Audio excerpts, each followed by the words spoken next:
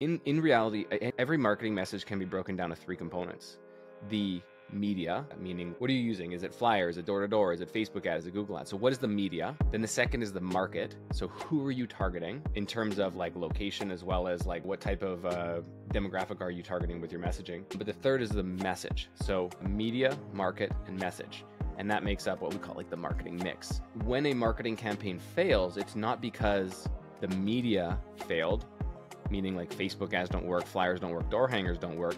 It's because the combination of how you put that piece of marketing together failed.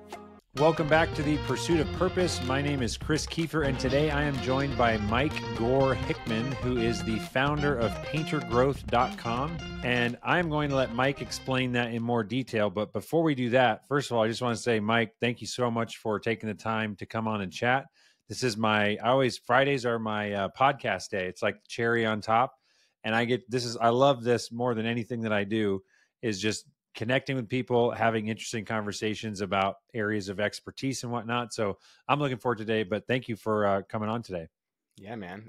Stoked to chat, stoked to get into it. So what is Painter Growth? Getting right into it. All right. So we are, I would say, the leading business coaching company who helps painting contractors specifically. So we help painting contractors initially learn how to get their own leads, learn how to run Facebook ads, learn how to set up cold calling teams, learn how to sell, how to close on the spot, how to, sell for higher prices. And then once they have enough work coming in, we show them how to set up recruiting funnels, how to hire painters, how to hire production managers, sales reps, and look at the financials and basically transition from being a painter to being a business owner. And I think we'll go back to like high level. I found you through a couple different things, I think, but the one that I watched you on was the liftoff thing that Tanner Mullen and Drip Jobs put on. And I see in a lot of different groups, you guys have your own Facebook group as well. And I love connecting with people that are trying to put out a lot of value and just like sharing information. You're very engaged online. So those things enough for me were like, all right, I need to connect with this guy because we're also in the painting world specifically. And we're just focused on eliminating data entry, increasing reporting, connecting everything together so that businesses can do more with less. In particular, painting companies can do more with less as they scale.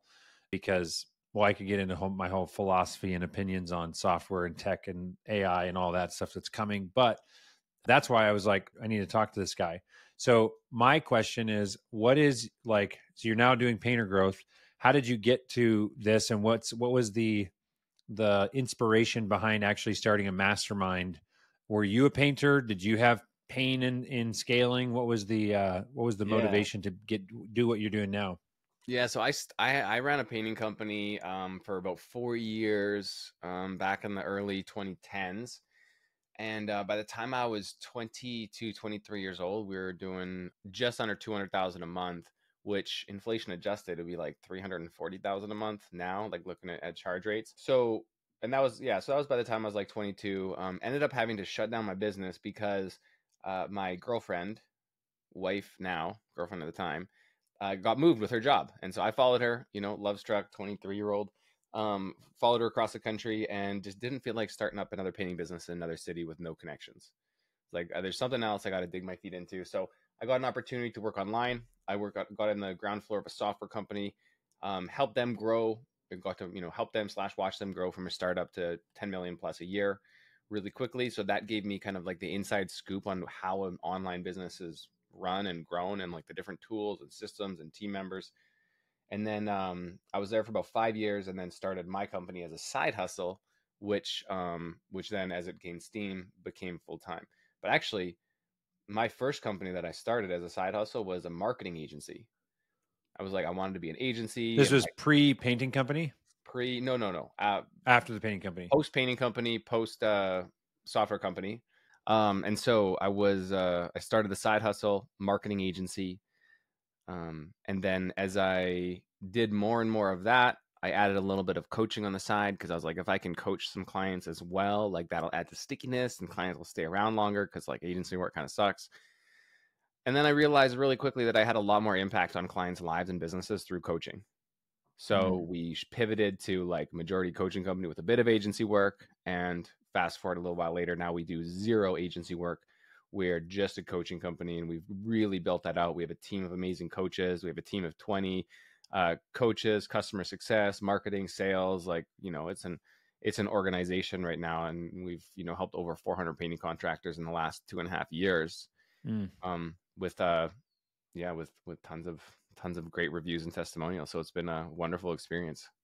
And what is the like a lot there? So there's many consultants, business coaches out there. In your opinion, what is the thing that Painter Growth is particularly good at, or like your niche that you feel like you've solved? Because like there's even the things you rattled off there. There's so much to having a successful painting company, and I feel like my current view on life is I want to find the expert. I don't know if you've read the Who Not How book by Dan Sullivan. Haven't read Like, that one. oh, it's such a good book. But we are trained growing up to like how to solve problems. So school teaches you, here's a problem, figure out how to solve it. Here's a problem, figure out how to solve it. And that's good for like constructing our brains and becoming problem solvers or whatever. But as you get into the business world, there is a much faster way to scale, and that's not to figure out how to solve problems. It's to get the person that can solve the problem the best. So that's the title, Who Not How. Mm-hmm. Find the who is going to be able to solve that problem better than anybody else could solve that problem. And I've tried to like apply that in every area of my life. But I come back to with you, if someone's growing a painting company, let's say they got a lot of stuff figured out, what would be the reason that they're like, if you need help with this specifically, or do you even, is that like, I don't want to put you in a box, but what is the thing that you're like, we do a lot of stuff really well, this is like another level? I would probably say, if I had to distill it down to one thing, it would be um, teaching painters how to get their own leads. And probably what sets us apart, because like a lot of people can go out and they can teach people how to do flyers, they can teach people how to do Facebook ads, teach people how to go, set up door-to-door teams, and like we do all that. But I think what we're really good at is actually motivating people to do the hard thing. Because Mm. it's one thing to teach someone, it's another thing to make someone like stoked to go do it. So we found that the motivation is equal, if not more important than the actual technical training aspect of it, right? Just like you can lead a horse to water kind of thing.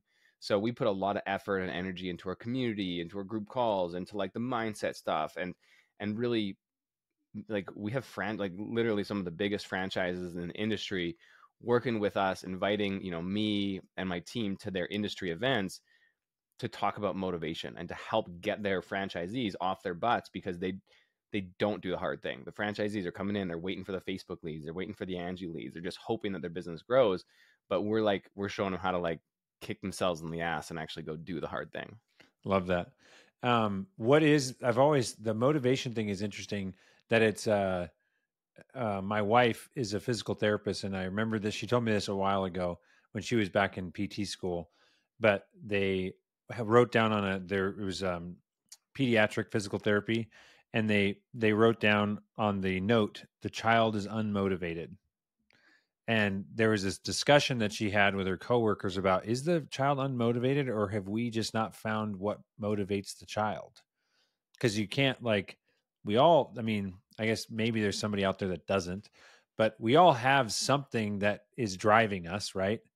And the idea of like, oh yeah, I've just got a bunch of unmotivated employees or unmotivated franchisees, it's like, I don't know, are Yeah. like they're doing something with their time. What's driving those actions, right? So there's intrinsic reward and extrinsic reward, right? An extrinsic reward is typically financially driven, right? Like if I do this thing, then I'll make the money. Intrinsic reward has to come from within, right? By definition. So if I accomplish this goal, what does that mean for me, like as a person? What does that mean for my family? What are like the internal rewards that I will reap if I'm able to accomplish this goal?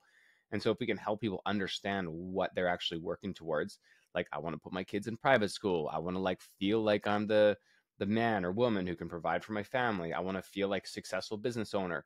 And if you can really dial down what each person's unique, intrinsic motivation is, you can really leverage that to make them do the things that they otherwise would not want to do, all for their own benefit. Yeah. But like going door to door sucks. But you know what? It's profitable as hell. So like, let's set up a system, let's get you doing it, and then let's help you train a team to do it. Mm. What is as far as generating leads, you mentioned door to door and other digital ones. Is that like, I guess I'll frame it this way. What is the most underutilized lead source out there that you feel like painters, if they just, it's right in front of them, it's like, what are you doing? Is it door to door or is it something else?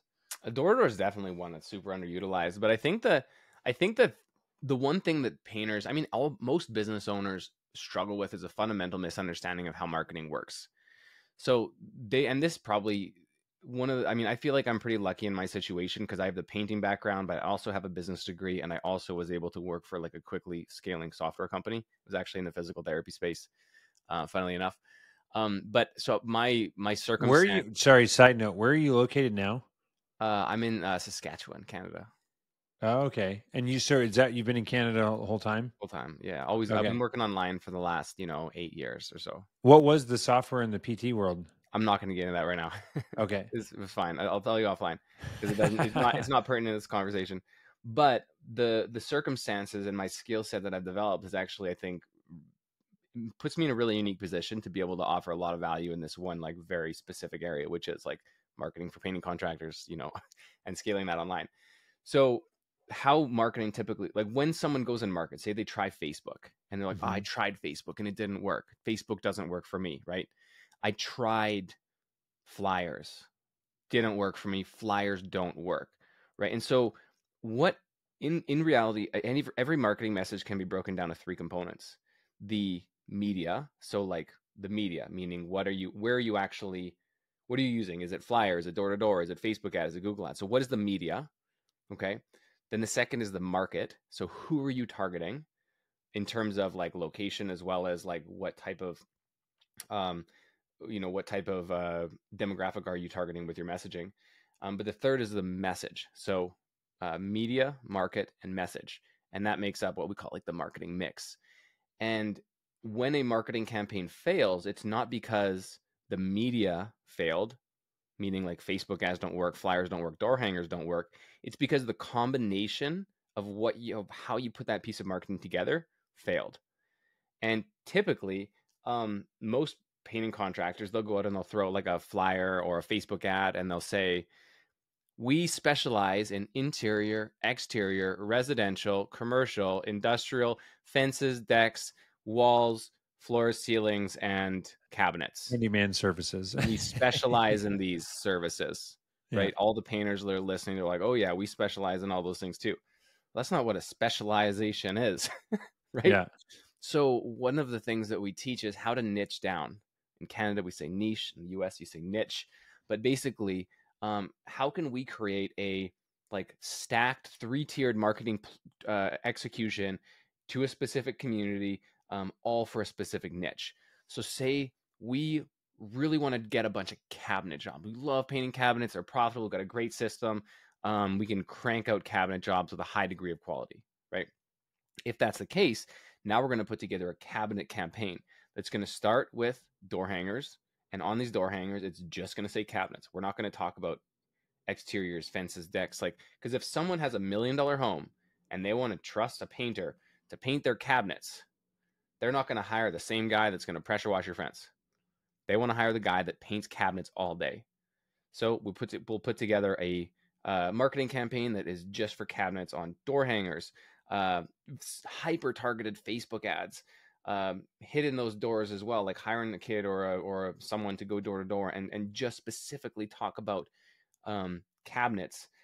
And as if you do that and you're just focused on one service, the return on investment you'll get for your time will be so much higher than if you're just trying to be jack of all trades. Yep. I think that resonates deeply with me in the software world. I feel like um, I always say everything in the world has trade-offs. That's in your decisions. Like there's no right or wrong thing.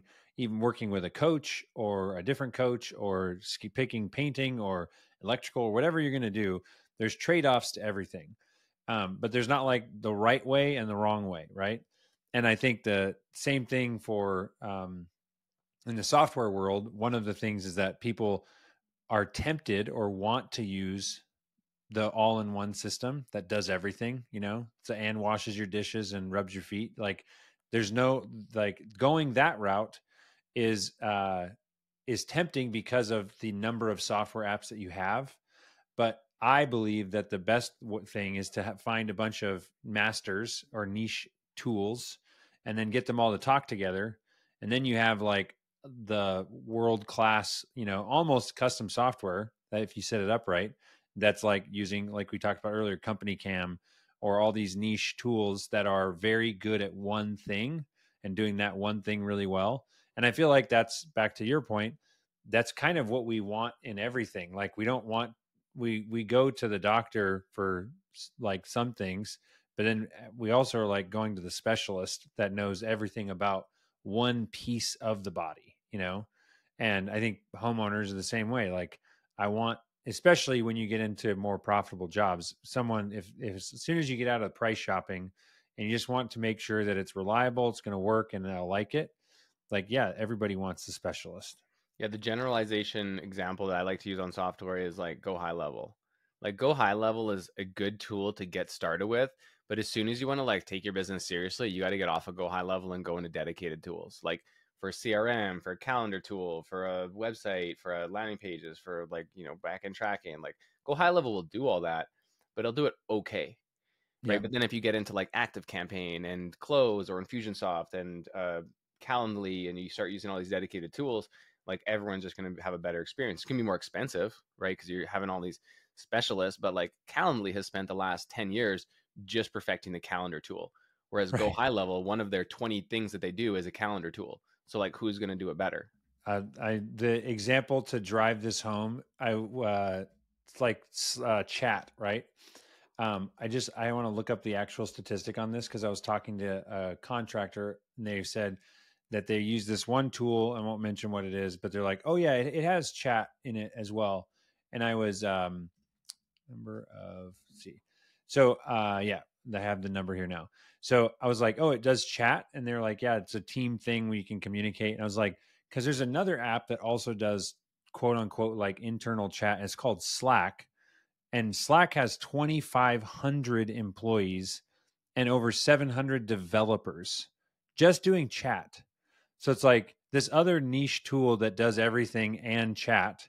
They've got how many different like specific business functions that they're trying to solve for. And then it's like, and you're telling me that the 10 developers that they have that are split between 25 different projects are perfecting chat the same Yeah. way that Slack is. And by the way, Slack costs $8 a month per user or whatever. It's like the world we live in is crazy to So have the level of like that tool for that inexpensive. one thing that I just want to make sure I make clear, though, is that a painting contractor does not have to specialize their entire business into that one service, right? These are just like niche marketing campaigns that will get leads because if you can, execute, you're not doing software, you're doing painting, and you can paint an exterior equally as well as you paint interior and cabinets and whatever epoxy if you know how to do those things. But the homeowner wants to hire someone who they perceive as an expert in that one thing. So you can do different campaigns different times a year, sometimes even back to back to the same people with different service offerings, and they will feel that you're a specialist in each one of those. Case in point, I bet that for anyone who still gets flyers, a lot of us do, you've gotten like you could get a flyer one day for a company that's saying they're like an HVAC company saying they're like furnace specialists. Hey, we got a $12.99 furnace special or whatever. Like we're furnace specialists.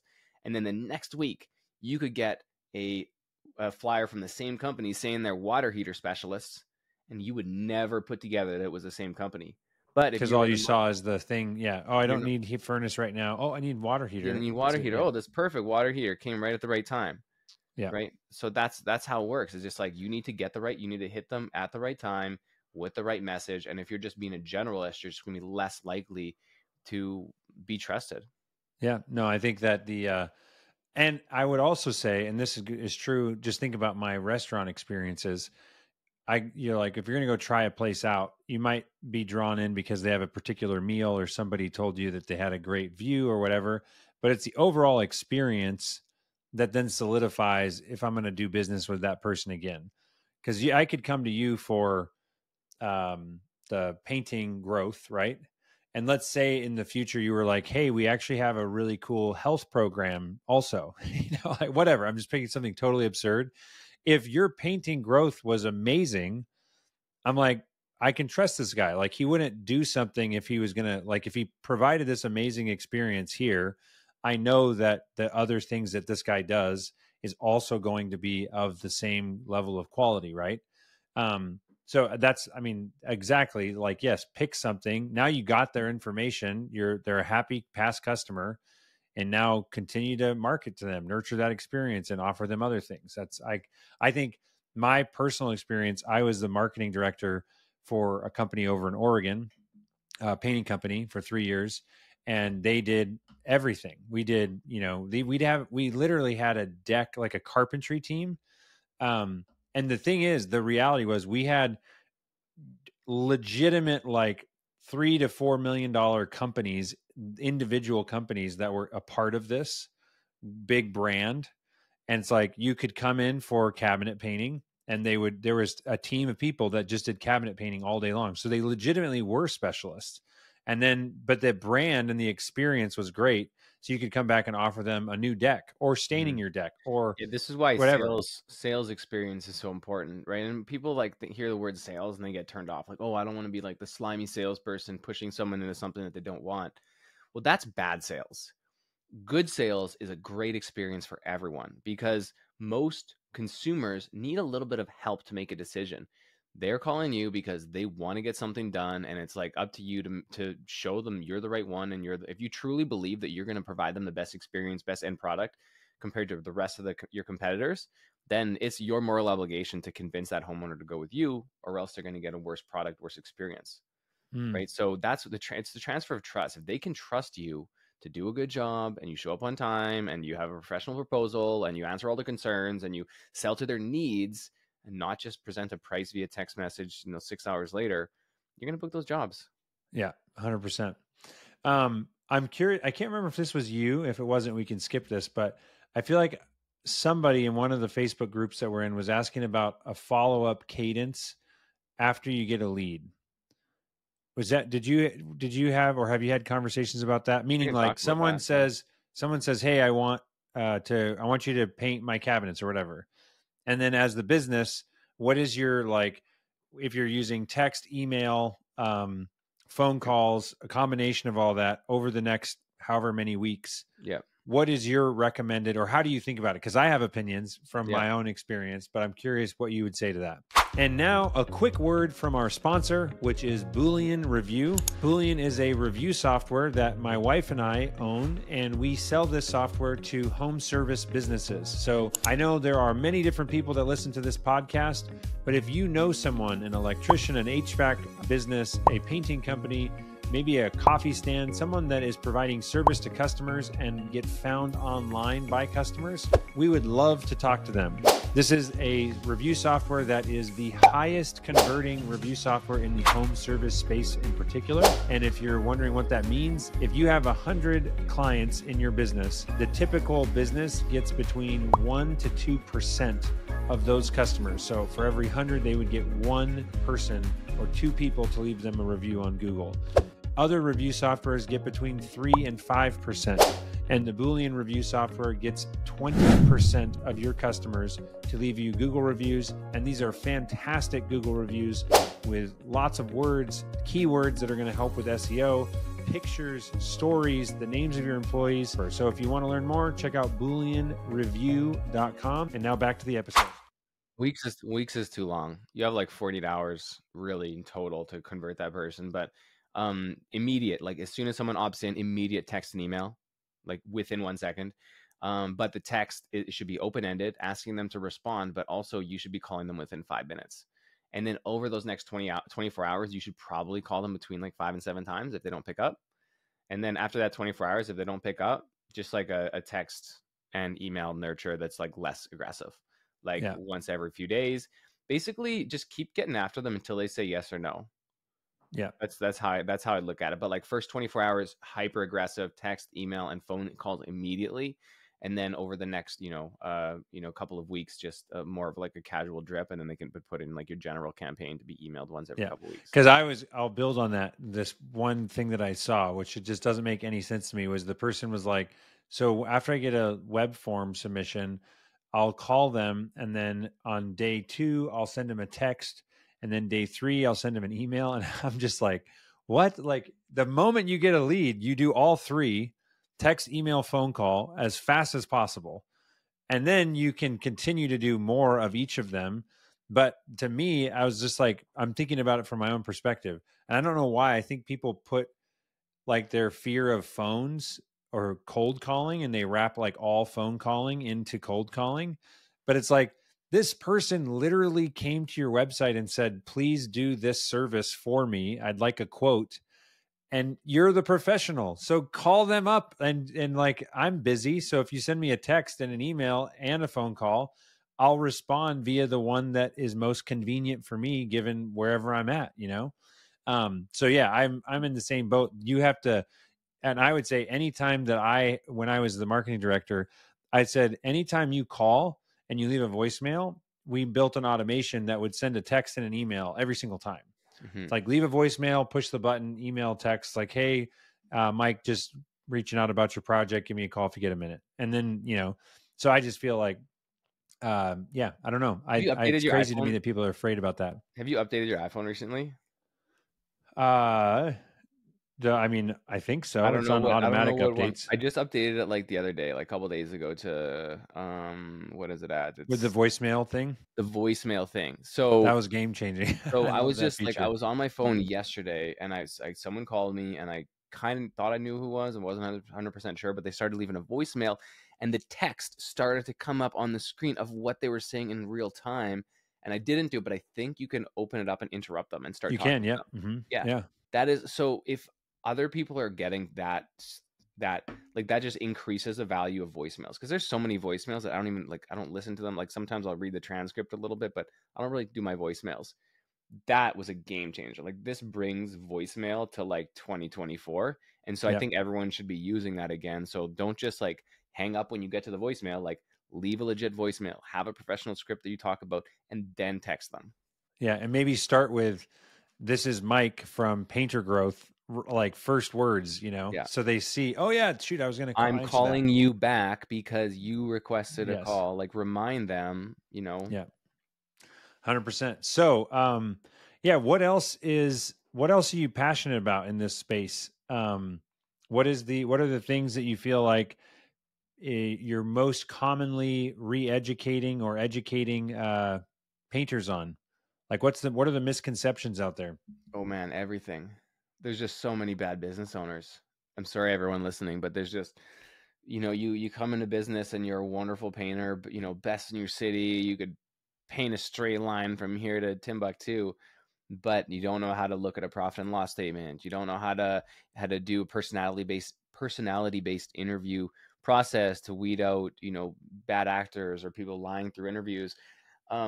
So I think just like what we're doing really well is like on the on the front end, we bring people in, and we have like a revenue guarantee for when people join our program.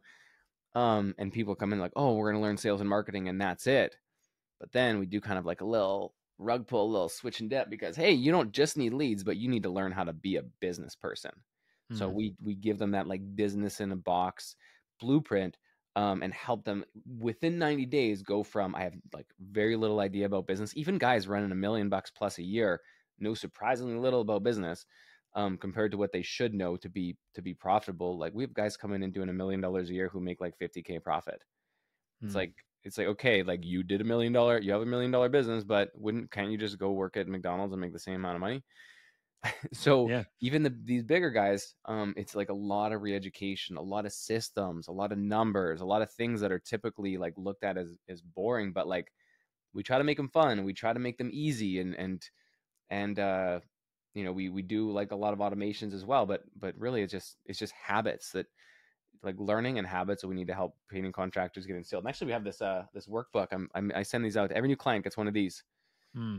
And so it's like we start out with priority management. So people have no idea how they're spending their time. So we have some really great priority management tools. Then we have sales tools, marketing tools, sales tools, lead sheets, systems, SOPs. And then we get, for our top level clients, they get one of these too, with all Nice. the What gear. is the ideal customer for you, like client, I should say? What's the demographics? Is there a particular area of the country, or obviously painting, but how big of painting company? And what's the like? What is success? Like, do they graduate or do they become a coach at the top Mhm. level, or like what's like the journey of like the perfect? If you could have 1,000 of them, they're this size when they come in, they're this size when they Yeah. leave, and here's what they've accomplished. So we kind of have two avatars of types of clients that come into our program. So the first avatar would be kind of like below 50K, everywhere from startup, people never even picked up a brush before, to running a crew or two. Like that's kind of like our base avatar, where we get the majority of our clients with that like sub 50K a month. And I think that's just because there's just more of those people, right? There's more small businesses than there are big businesses. So we get our majority of clients there, and we have a really great 90-day program to help them get tuned up and get a ton of leads coming in and ton of sales, and even bringing on some more staff. And then we have our second tier, which is like that 50K plus, all the way up to, our top guys doing like 850K a month. And so in this, it's like more of a one-on-one program, because it's not like they don't necessarily need to go through like business basics. So we meet one-on-one with one of our 8-figure coaches, and like we have crazy high performing coaches on the team. So you get one-on-one coaching with one of these coaches, and then we just kind of pick and choose what modules you should be going through, and it's more like implementation based instead of training based. So either like, and then we have a lot of people who graduate, and we're working on our graduation program and making it more seamless and identifying people who we can upgrade. And so we're working on those types of like processes. We have some weak spots in the business, but for the most part, yeah, we get people from this first, and then we graduate to the second when they're ready. That's awesome. And you said you have 20 coaches now that are all No, 20 team total, 20 oh, people on the 20 team. on the team. Yeah, so 5 coaches, so a head coach and then 4 coaches. And then we have, we have customer success managers, and we have marketing team, graphic designer, video editor. Uh, On your team. yeah. And when like does a client or a business can they like buy those services for you for like their business? Like, do you answer phone calls or do you make videos for the customer, or is that all for you, the Painter Growth team specifically? Mostly in house. We do some stuff like sometimes when clients come on, we'll offer them a Facebook ad build. So like my Facebook guy will go into their Facebook account and like build ad campaigns and do all the configurations and the setting up with the creatives and the copy and stuff. We do that sometimes, but we're actually looking to do just like a low cost done for you website as well. We have a lot of clients who need websites, and so that's just kind of a pain point. So we're just looking for a contractor who we can kind of give like a solid SOP to, and then we could just give like an at cost, like maybe a $500 website Mm, for our clients, instead of them having to go spend like 5 or 10K at like a boutique agency or something like that. yeah, yeah. Especially nowadays in the beginning. I talked to another guy who it works with painters that like all you need is a Facebook page. I mean, that's what he was saying. Like to start out, obviously, yes, you should get a website, but you can get leads coming in without a lot of the bells and whistles that a larger company, I would say, All you should need is a have. Facebook page, an Instagram page, and a Google review page, a Yep. Google Maps page. So if you have those 3 things, you don't need a website. Like Yeah. we have a client who's been with us for like 2.5 years. He's doing over $100,000 a month, and he has no website. Mm. Yeah. I mean, I think that at the end of the day, the Google reviews speak way louder than fancy website. You know, how many customers said they worked with you and validated you? I don't care how fancy it is. The website, yeah, I think it's even Google has just been doing more and more to like allow people to make the decision based on what's in their Google business profile, and they Hmm. just call or message you directly. Um, but that's awesome. Yeah. Any other topics or things to hit on before we wrap up?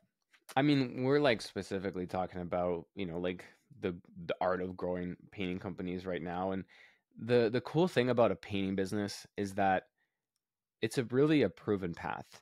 right? There's really not a lot of innovation. So if you want to be successful and you're motivated, but you just like, you don't know which way to turn, you don't know what to do, you don't know what you should be spending your time on, the path is proven.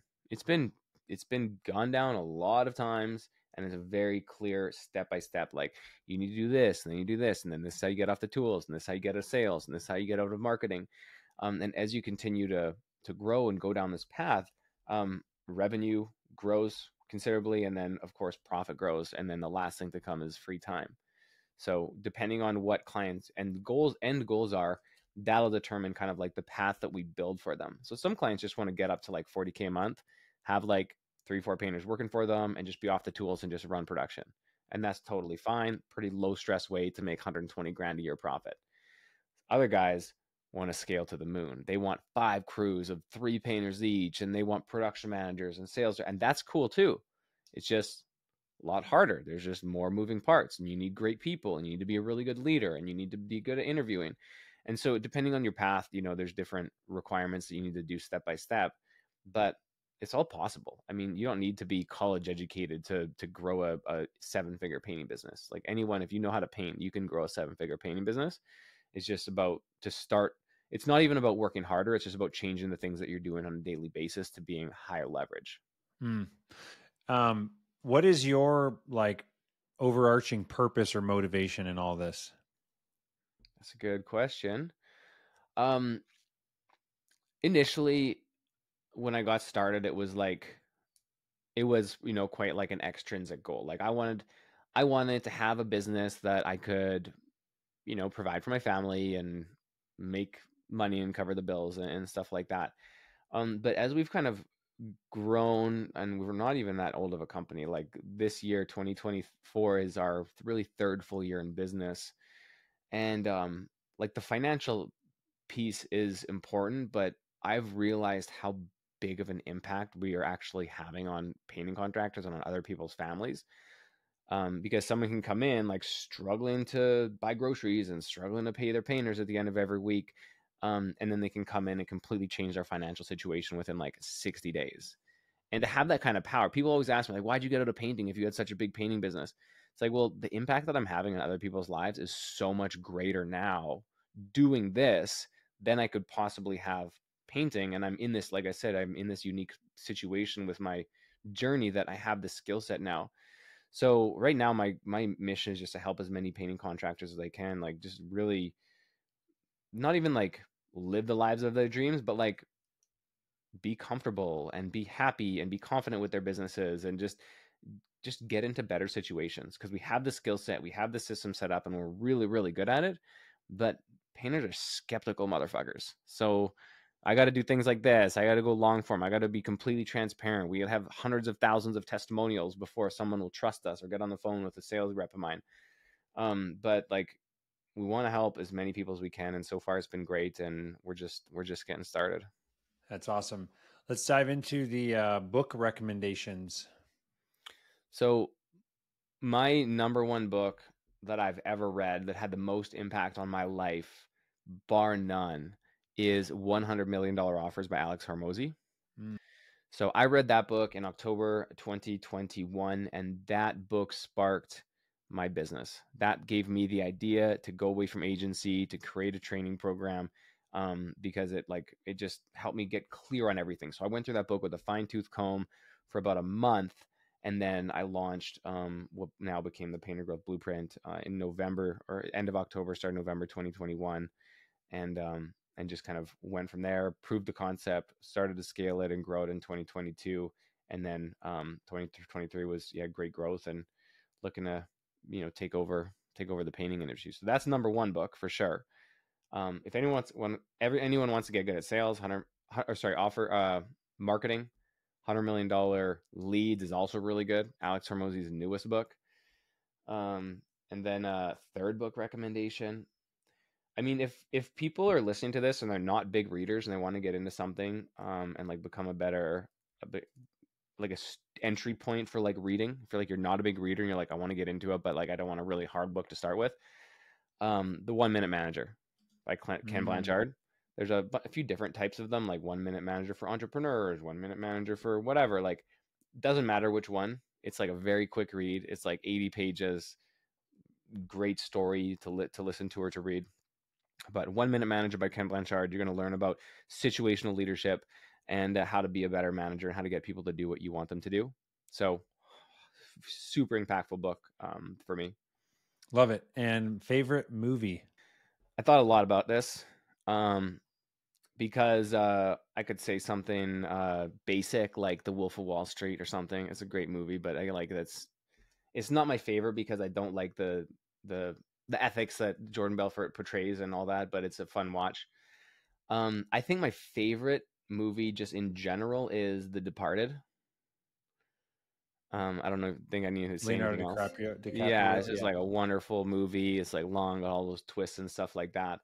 But then if like for like if it went business movie, um, actually a really good movie with like business topics in it is The Founder. Is The like that about McDonald's. the Ray Kroc story. Yeah. And so he is really interesting. Really interesting. I don't think I would call it my one of my favorite movies, but just in terms of like business and the nature of this podcast, I thought that would give that a honorable mention because it is a good movie and it's got a lot of pretty cool business concepts in it. Yeah, I mean the Ray Kroc story. I didn't know. Well, actually, so we live in Coeur d'Alene, Idaho, and there's a Kroc Center. Have you heard of Kroc Centers? Nope. There's only like 15 of them, I think, in the country. There's not very many, but there was the Ray and Joan. I think it's the Joan and Ray Kroc Foundation. Um, like one of the initiatives. I don't know if this was Ray's idea before he died, but they basically did not a case study, a study to see which communities were going to be best for these things. But it's basically a gigantic community center with an auditorium. There's a coffee shop inside. There's kids daycare.